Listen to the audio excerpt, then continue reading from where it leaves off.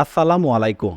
চাকরিতে আবেদন ফি কমাতে হবে বলে মন্তব্য করেছেন বৈষম্য বিরোধী ছাত্র আন্দোলনের সমন্বয়ক আব্দুল হান্নান মাসউদ।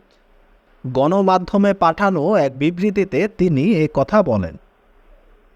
বিবৃতিতে তিনি বলেন, চাকরিতে আবেদন ফি কমাতে হবে, অতি দ্রুত পিএসসির সংস্কার করতে হবে, সরকারি চাকরির শূন্য পদগুলোতে অতি দ্রুত নিয়োগ বিজ্ঞপ্তি দিয়ে বেকারদের নিয়োগ নিশ্চিত করতে হবে।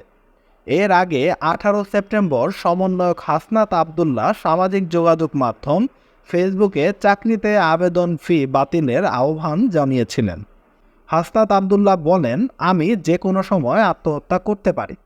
ঠিক যতগুলো কারণে আমার বন্ধু মঞ্জু গতকাল এসএম হলে আত্মহত্যা করেছে, আত্মহত্যা করার জন্য আমার কাছেও ঠিক ততগুলো কারণ আছে। উদ্যম, তারুণ্য বেরোনো প্রান্তিক বয়সে এসে সেন্ট্রাল লাইব্রেরির নির্জনতায় বসে মাঝে মাঝে আমি ভাবি, আমি এখন পরিচর্যাহীন বেকার।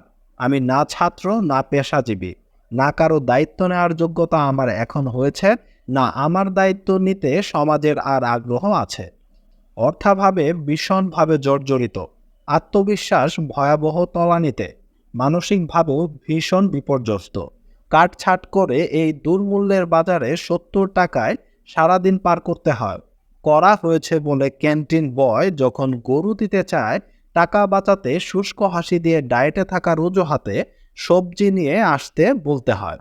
লজ্জা শরমের মাথা খেয়ে মাঝে মাঝে মাছ কিংবা মাংসের একটু ঝোলের জন্য ক্যান্টিন বয়কে বলতে গিয়েও থেমে যায়। ডিম, আলু, ডাল জীবনের সঙ্গে ওতপ্রোতভাবে জড়িয়ে গেছে।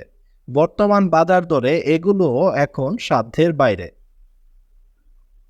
সরকারি চাকরিতে আবেদন ফি কিছুদিন আগেও কিছুটা কম ছিল, কিন্তু বর্তমানে সরকারি চাকরিতে আবেদন করার ফি অনেকটাই বাড়ানো হয়েছে। সরকারি অনেক চাকরিতে আবেদন করতে গেলে 1000 থেকে 1500 টাকা পর্যন্ত লেগে যায়, যেটা সংগ্রহ করা একজন বেকারের পক্ষে খুবই কষ্টসাধ্য একটি ব্যাপার। সমন্বয়করা সরকারি চাকরিতে আবেদনের ফি কমানোর বিষয়টি নিয়ে দাবি তুলতে শুরু করেছে। এ ব্যাপারে আপনাদের মতামত কি? অবশ্যই কমেন্টে লিখুন।